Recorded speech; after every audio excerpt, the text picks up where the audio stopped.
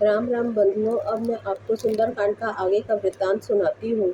इसमें हनुमान जी का एक राक्षसी जो जल में रहती थी उससे कैसे विवाद होता है और कैसे उसको जीत के आगे बढ़ते हैं, इसका बखान है।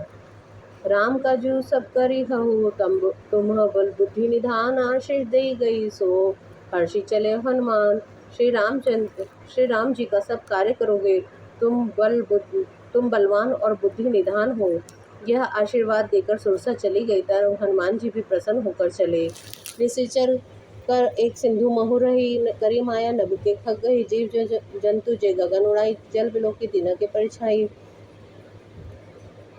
एक राक्षसी समुद्र में रहती थी। जीव जंतु जो आकाश में उड़ते थे, जल में उनकी छाया देखकर वह छल करके आकाश के पक्षियों को पकड़ लेती थी।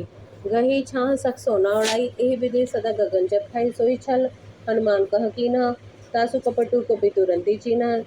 जब वह छाया पकड़ ले तो वह न उड़ सके, इस प्रकार सर्वदा ही पक्षियों को खाती थी।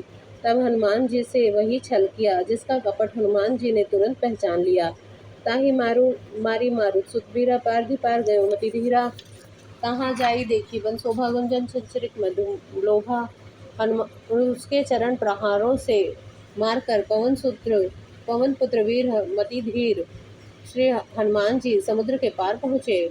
वहां जाकर वन की शोभा देखे, जिसमें मधु के लोभ से भ्रमर गुंजा कर रहे थे। नाना तरु फूल सुहाय, खग मृग वृंद देखी मन भाए। सैल विशाल देखी आगे, तापर धाई चढ़े भय तागे। वहां अनेक वृक्ष फल फूलों से शोभायमान थे